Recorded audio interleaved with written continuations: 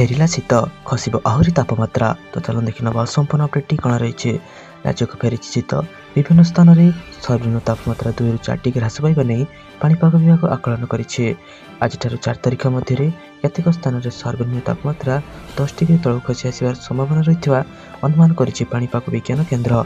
खोर्धा, गंजाम, गजपति, ढेंकानाल, जाजपुर, कलाहांडी, नयगढ़, केन्दुझर और मयूरभंज जिला को कुहुड़ी नहीं सतर्कता जारी करिछि पाणीपाग विज्ञान केन्द्र। चलित वर्ष डिसेम्बर केवल 10 दिन शीत अनुभूत होइछि। शीत ऋतु केतेबेले टाण खरा हेउछि तो आउ केतेबेले वर्षा एपरी पाणीपाग भितर शीत उभान हो जाइथिला। नुआ वर्ष ठारू राज्य को पुणी फेरिछि प्रबल शीत।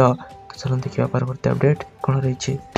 आज आरंभ हो कृषि ओडिशा 2025 जानतु एथर कौन हेब तो चलन देखि नवा संपूर्ण अपडेट कौन रही। ओडिशा सरकार कृषि और कृषक सशक्तिकरण विभाग द्वारा आज 3 दिन पर्यंत भुवनेश्वर बरमुंडा विजु पट्टनायक खेल पड़िया कृषि ओडिशा 2025 आयोजन होगा जाउछि। यही समारोह आज दिन 11टा समय मुख्यमंत्री श्री मोहन चरण माझी करकमल में उद्घाटन हेब। उपमुख्यमंत्री तथा कृषि और कृषक सशक्तिकरण मंत्री श्री कनकवर्धन सिंहदेव समेत बहु मान्यगण्य व्यक्ति उद्बोधन देवे। कृषि ओडिशा 2025 विषय वस्तु रही चिरंतन खाद्य प्रणाली एक प्रयास। प्रथम दिन विषय वस्तु जलवायु उपयोगी खाद्य पद्धति और जलवायु त्वरित उद्यान कृषि। द्वितीय दिवस मूर्तिका स्वास्थ्य प्राकृतिक कृषि मूल्य श्रृंखला और तृतीय दिवस विषय होउछि पानी पंचायत पक्ष पालन सहित धारावाहिक जल शासन नीति। ओडिशार पोषणयुक्त खाद्य पद्धति सहित स्थानीय अर्थ सशक्त करने सहित उभय परिवेश और स्वास्थ्य मध्य समन्वय रक्षा करने यार मूल लक्ष्य। पारस्परिक संयुक्त लक्ष्य माध्यम खाद्य निरापत्ता वृद्धि करने प्रयास करा जाउछि। सरकार द्वारा आयोजित यह 3 दिन कार्यक्रम राज्यर युववर्ग को कृषि, उद्यान कृषि, खाद्य प्रक्रियाकरण, मत्स्य और प्राणीपालन क्षेत्र में निजर कैरियर गढ़ा प्रोत्साहित करिबो। तो चलन देखिए परवर्ती अपडेट कौन रही। कर्मचारी बड़ खबर 18 मासर बकेया राशि को नहीं आसिला बड़ अपडेट। तो चलन देखि नवा संपूर्ण अपडेट कौन रही। गत वर्ष कर्मचारी 18 मासर डीए बकेया विषय आलोचना होइथिला। वर्तमान यही बकेया राशि उपरे नुआ अपडेट सामना को आसीछि। 18 मास अटकी रही डीए मुक्त हेब न्यूज माध्यम यही खबर क्रमागत भाव में सामना को आसबार लगी। वर्तमान केंद्र सरकार कर्मचारी अकाउंट रे 18 मासर विचाराधीन थिबा डीए जमा करने को प्रस्तुत होउछंती। सरकार आलोचना करिसेंती जे कोरोना अवधि समय बंद होइथिबा डीए एवं डीआर कर्मचारी को खूब शीघ्र मिल पारिबो। तेबे यही आलोचना सहित जड़ित कौन प्रकार सरकारी घोषणा पर्यंत करा जाय नहीं। आपण नुआ वर्ष भल खबर पाइबे। आपण मानक कही रखुछु जे कोरोना अवधि समय सरकार बहु आर्थिक चाप थिले एवं यही चाप ह्रास करने को सरकार 2020 जनवरी एवं जुलाई और 2021 जनवरी 3टी किस्ती बंद कर देइथिले। वर्तमान सुधा सरकार यही बकेया राशि मुक्त करने को घोषणा करना हेले रिपोर्ट अनुसार चलित मासरे सरकार डीए बकेया राशि विषय किछि बड़ घोषणा करिपारंती। चलो देखिया परवर्ती अपडेट कौन रही। जनवरी 6 मुख्यमंत्री को जन अभियोग शुणाणी बंद। जनवरी 6 मुख्यमंत्री को जन अभियोग शुणाणी बंद रहिबो। एने साधारण प्रशासन और साधारण अभियोग विभाग पक्षरु सूचना दिया जाइछे। मुख्यमंत्री को अन्य गुरुत्वपूर्ण कार्य थिबारु जनवरी 6 तारिख में भुवनेश्वर यूनिट 5 स्थित मुख्यमंत्री को अभियोग प्रकोष्ठ में जनशुणाणी बंद रहिबो। परवर्ती अभियोग शुणाणी तारीख गणमाध्यम जरिया जणाई दिया बोली राज्य सरकार प्रशासन और साधारण अभियोग विभाग पक्षरु सूचना दिया जाइछे। चलन देखिए परवर्ती अपडेट कौन रही। नुआ वर्ष मद्यपान मामलें टॉप रही यही राज्य मैंने। तो चलन देखि नवा संपूर्ण अपडेट कौन रही। 2025 आगमन खुशी मनइबा जाई देश विदेश में हजार हजार कोटी टंकार मद बिक्री होइथिबा नै रिपोर्ट प्रकाश पाइछे। नुआ वर्ष अवसर में भारतीय माने कोटी कोटी टंकार मद सेवन करथिबार जଣା पड़िछे। देशर विभिन्न राज्य मानक मध्यरु उत्तर प्रदेश टॉप रही। यह राज्य में सर्वाधिक 600 कोटी टंकार मद बिक्री होइछे। सेपरि दिल्ली एनसीआर 400 कोटी टंकार मद बिक्री होइछे। मद्यपान रे यही राज्य तृतीय स्थान रही। एथर नुआ वर्षर मद्यपान मामलें भारतीय माने एक नुआ रेकर्ड सृष्टि करिसेंती।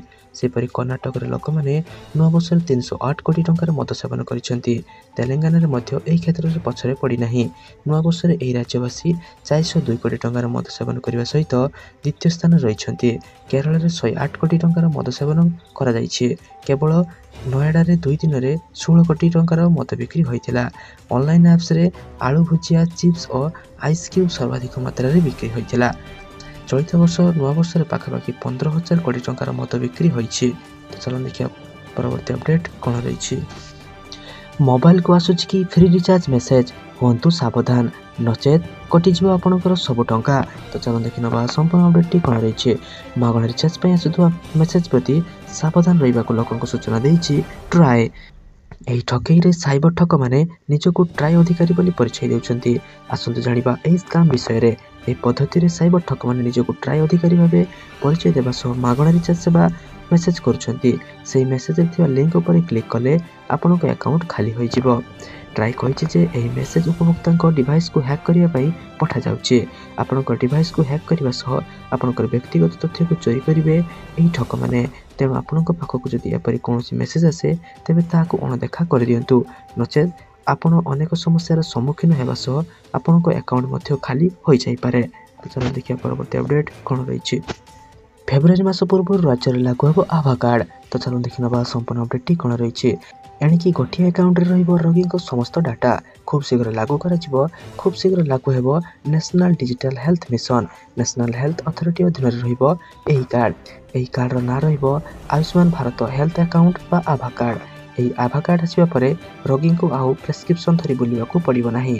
ଲୋକଙ୍କ ସଂଖ୍ୟା ଅନୁସାରେ ଆଭା ଆକାଉଣ୍ଟ ରେଜିଷ୍ଟ୍ରେସନ କରାଯିବ। ଏନେଇ ସୂଚନା ଦେଇଛନ୍ତି ସ୍ୱାସ୍ଥ୍ୟମନ୍ତ୍ରୀ ମୁକେଶ ମହାଲିକ। ଲୋକମାନେ ଏହି କାର୍ଡ ଅନଲାଇନ୍ ମାଧ୍ୟମରେ ଆବେଦନ କରିପାରିବେ। ଆବେଦନ ପ୍ରକ୍ରିୟା ଆରମ୍ଭ ହୋଇସାରିଛି। ଆୟୁଷ୍ମାନ କାର୍ଡ ସହ ଏହି କାର୍ଡ ମିଳିବାର ସୂଚନା ରହିଛି। ସେହିପରି କ୍ୟୁଆର କୋଡ୍ ମଧ୍ୟ ରହିବ, ଯାହା ସ୍କାନ୍ କରିବା ପରେ ରୋଗୀ ପୂର୍ବ ତଥ୍ୟ ବିଷୟରେ ସମସ୍ତ ପ୍ରକାର ସୂଚନା ମିଳିପାରିବ। ତେବେ କେଉଁ ତାରିଖ ସୁଦ୍ଧା ଏହି କାର୍ଡ ମିଳିବ ସେ ନେଇ କୌଣସି ସୂଚନା ପ୍ରକାଶ ପାଇନାହିଁ। ଚାଲ ଦେଖିବା ପରବର୍ତ୍ତୀ ଅପଡେଟ୍ କ'ଣ ରହିଛି। ଆୟୁଷ୍ମାନ ଭାରତରେ ମହିଳାଙ୍କୁ ମିଳିବ 10 ଲକ୍ଷ ଟଙ୍କାର ବୀମା। ତ ଚାଲ ଦେଖିନେବା ସମ୍ପୂର୍ଣ୍ଣ ଅପଡେଟ୍ଟି କ'ଣ ରହିଛି। ଚଳିତ ବର୍ଷ ଫେବୃଆରୀରେ ରାଜ୍ୟ ସରକାର ଆୟୁଷ୍ମାନ ଭାରତ ଯୋଜନା ଲାଗୁ କରିବାକୁ ଯାଉଛନ୍ତି। ନିକଟରେ କେନ୍ଦ୍ରୀୟ ଟିମ୍ ରାଜ୍ୟ ସରକାରଙ୍କ ସହ ଆଲୋଚନା କରି ଫେରିଛନ୍ତି। ଆୟୁଷ୍ମାନ ଭାରତରେ ମହିଳାଙ୍କୁ 10 ଲକ୍ଷ ବୀମା ମିଳିବାର ସୁବିଧା ରହିଛି ବୋଲି ସୂଚନା ଦେଇଛନ୍ତି ରାଜ୍ୟ ସ୍ୱାସ୍ଥ୍ୟମନ୍ତ୍ରୀ ମୁକେଶ ମହାଲିକ। ଶ୍ରୀ ମହାଲିକ କହିଛନ୍ତି ଯେ ଆୟୁଷ୍ମାନ ଭାରତ ଓ ଗୋପବନ୍ଧୁ ଜନ ଆରୋଗ୍ୟ ଯୋଜନାକୁ ଚଳିତ ବର୍ଷ କାର୍ଯ୍ୟକାରୀ କରାଯିବ। ଆଇଟି ଇଣ୍ଟିଗ୍ରେସନ କାର୍ଯ୍ୟ ଜାରି ରହିଛି। ଇ କାର୍ଡରେ ଦେଶର 30,000 ଡାକ୍ତରଖାନା ଅନୁମୋଦିତ ହେବେ। 3.5 କୋଟି ଲୋକଙ୍କୁ ନୂଆ କାର୍ଡ ପ୍ରଦାନ କରାଯିବ। ନିଶ୍ଚିତ ଭାବେ ଏହା ଏକ ଆହ୍ୱାନ। ଏହି କାର୍ଡର କିଭଳି ଠିକ୍ ଭାବରେ କାର୍ଯ୍ୟକାରୀ ହେବ ତାହାକୁ ମୁଖ୍ୟମନ୍ତ୍ରୀ ତଦାରଖ କରୁଛନ୍ତି। ରାସନ କାର୍ଡ ପାଇଁ ଇ-କେୱାଇସି କରିଥିବା ବ୍ୟକ୍ତିଙ୍କୁ କାର୍ଡ ମିଳିବ ଓ ଯେଉଁମାନେ ଇ-କେୱାଇସି କରିନାହାନ୍ତି ସେମାନଙ୍କୁ କାର୍ଡ ପ୍ରଦାନ କରିବା ପାଇଁ ସ୍ୱତନ୍ତ୍ର ବ୍ୟବସ୍ଥା କରାଯିବ। କେହି ଯେପରି ଏହି ଯୋଜନାରୁ ବାଦ ନ ପଡ଼ିବେ ତାହାକୁ ଗୁରୁତ୍ୱ ବେଶୀ ଦିଆଯାଇଛି। ତ ଚାଲନ୍ତୁ ଦେଖିବା ପରବର୍ତ୍ତୀ ଅପଡେଟ୍ କ'ଣ ରହିଛି। ହାତରେ ରହିଲା ଆଉ କେତୋଟି ଦିନ ଓଡ଼ିଶାରୁ କଟିବ 40 ଲକ୍ଷ ରାସନ କାର୍ଡ। ତ ଚାଲନ୍ତୁ ଦେଖିନେବା ସମ୍ପୂର୍ଣ୍ଣ ଅପଡେଟ୍ଟି କ'ଣ ରହିଛି। ଏବେ ଜାନୁଆରୀ 15 ଭିତରେ ଇ-କେୱାଇସି ସାରିବାକୁ ଟାର୍ଗେଟ ରଖାଯାଇଛି। ତେଣୁ ରାସନ କାର୍ଡରୁ 40 ଲକ୍ଷ ଲୋକେ ବାଦ ପଡ଼ିବାର ଆଶଙ୍କା ରହିଛି। ଇ-କେୱାଇସି ନ କଲେ ମିଳିବନି ରାସନ। ତେଣୁ ଯୁଦ୍ଧକାଳୀନ ଭିତ୍ତିରେ ଚାଲିଛି ଇ-କେୱାଇସି କାମ। ତେବେ ଏବେ ଲକ୍ଷ ଲକ୍ଷ ଲୋକ କରିନାହାନ୍ତି ଇ-କେୱାଇସି। ଖାଦ୍ୟ ଯୋଗାଣ ବିଭାଗର ତଥ୍ୟ ଅନୁସାରେ ବର୍ତ୍ତମାନ ସୁଦ୍ଧା ପ୍ରାୟ 85% ଅର୍ଥାତ୍ 2,86 ଲକ୍ଷରୁ ଅଧିକ ଲୋକଙ୍କ ଇ-କେୱାଇସି ସରିଥିବା ବେଳେ ଆହୁରି 50 ଲକ୍ଷରୁ ଅଧିକ ବାକି ରହିଛନ୍ତି। ଏଥିରୁ ସର୍ବାଧିକ ଗଞ୍ଜାମ ଜିଲ୍ଲାରେ 3,12,000 ଲୋକ ଇ-କେୱାଇସି ସାରିନାହାନ୍ତି। ସେପରି ନବରଙ୍ଗପୁର ଜିଲ୍ଲାରେ 2,86,000, ବାଲେଶ୍ୱରରେ 2,58,000 ଓ ବଲାଙ୍ଗୀର ଜିଲ୍ଲାରେ 2,32,000 ସହ ରାଜ୍ୟର 50 ଲକ୍ଷରୁ ଅଧିକ ଲୋକେ ଏବେ ବି ଇ-କେୱାଇସି କରିନାହାନ୍ତି। ଜାନୁଆରୀ 15 ଭିତରେ ଇ-କେୱାଇସି ସାରିବାକୁ ଲକ୍ଷ୍ୟ ରଖିଛନ୍ତି ସରକାର। 40 ଲକ୍ଷରୁ ଅଧିକ ହିତାଧିକାରୀ ବାଦ ପଡ଼ିପାରନ୍ତି ବୋଲି ଆଶଙ୍କା ପ୍ରକାଶ କରିଛନ୍ତି ମନ୍ତ୍ରୀ। ତେବେ ପ୍ରଶ୍ନ ଉଠୁଛି ବର୍ତ୍ତମାନ ସୁଦ୍ଧା କାହିଁକି ଏତେ ସଂଖ୍ୟାରେ ଲୋକେ ଇ-କେୱାଇସି କରିନାହାନ୍ତି? ଏହି ବ୍ୟକ୍ତି ଯୋଗ୍ୟ ନା ଏମାନଙ୍କ ନାଁରେ ଅନ୍ୟ କେହି ଚାଉଳ ଉଠାଇଥିଲେ? ଆଉ ଏମାନଙ୍କ ମଧ୍ୟରୁ କେତେ ମୃତାହତ ସେ ନେଇ ତଥ୍ୟ ସଂଗ୍ରହ କରୁଛି ବିଭାଗ। ଚାଲନ୍ତୁ ଦେଖିବା ପରବର୍ତ୍ତୀ ଅପଡେଟ୍ କ'ଣ ରହିଛି। ସେଣ୍ଟ୍ରାଲ ବ୍ୟାଙ୍କ ଅଫ୍ ଇଣ୍ଡିଆରେ ସ୍ପେଶାଲିଷ୍ଟ ଅଫିସର ପଦବୀ ଖାଲି, ତୁରନ୍ତ କରନ୍ତୁ ଆବେଦନ। ତ ଚାଲନ୍ତୁ ଦେଖିନେବା ସମ୍ପୂର୍ଣ୍ଣ ଅପଡେଟ୍ଟି କ'ଣ ରହିଛି। Central bank of India specialist officer ପଦବୀ ପାଇଁ ଆବେଦନ ଗ୍ରହଣ କରୁଛି। ଏହି ଭର୍ତ୍ତି ପ୍ରକ୍ରିୟା ଅଧୀନରେ 62ଟି ପଦବୀରେ ନିଯୁକ୍ତି ମିଳିବ। ଇଚ୍ଛୁକ ଏବଂ ଯୋଗ୍ୟ ପ୍ରାର୍ଥୀ 27 ଡିସେମ୍ବର 2024ରୁ 12 ଜାନୁଆରୀ 2025 ପର୍ଯ୍ୟନ୍ତ ଆବେଦନ କରିପାରିବେ। ଇଚ୍ଛୁକ ପ୍ରାର୍ଥୀ ଅଫିସିଆଲ ୱେବସାଇଟକୁ ଯାଇ ଆବେଦନ କରିପାରିବେ। ସମ୍ପୂର୍ଣ୍ଣ ପଦବୀ ବିଷୟରେ ଜାଣିନେବା। ସମ୍ପୂର୍ଣ୍ଣ ପଦବୀ 60 ଗୋଟି ରହିଛି। ଆପଣ ଯଦି ଡିଟେଲ୍ସ ଦେଖିବାକୁ ଚାହୁଁଛନ୍ତି ତେବେ ଏହାର ଅଫିସିଆଲ ୱେବସାଇଟକୁ ଭିଜିଟ୍ କରିନିଅନ୍ତୁ। ଇଚ୍ଛୁକ ପ୍ରାର୍ଥୀ 12 ଜାନୁଆରୀ 2025 ପର୍ଯ୍ୟନ୍ତ ଆବେଦନ କରିପାରିବେ। ଇଚ୍ଛୁକ ପ୍ରାର୍ଥୀଙ୍କ ଶିକ୍ଷାଗତ ଯୋଗ୍ୟତା ଓ ବୟସ ସୀମା ସମ୍ବନ୍ଧୀୟ ତଥ୍ୟ ଜାଣିବା ପାଇଁ ବ୍ୟାଙ୍କର ଅଫିସିଆଲ ୱେବସାଇଟକୁ ଭିଜିଟ୍ କରିନିଅନ୍ତୁ। आवेदन ପାଇଁ इच्छुक ଥିବା प्रार्थी आवेदन शुल्क देवाक पड़िबो। साधारण ईडब्ल्यूएस ओबीसी प्रार्थी 750 टंका देवाक हेबो। सेपरि अन्य मानकु आवेदन शुल्क छाड़ मिल परिबो। अधिक सूचना जानिया ପାଇଁ आपण माने एहार ऑफिशियल वेबसाइट को विजिट करी एहाकु संपूर्ण भाव में जानी एहाकु आवेदन करि परिबे। तो सारा दिन एपरे बच्चा बच्चा एवं गुरुत्वपूर्ण खबर जानिया ପାଇଁ आम चैनल को सब्सक्राइब रखंतु एवं आम वीडियो को लाइक कर दियंतु। धन्यवाद।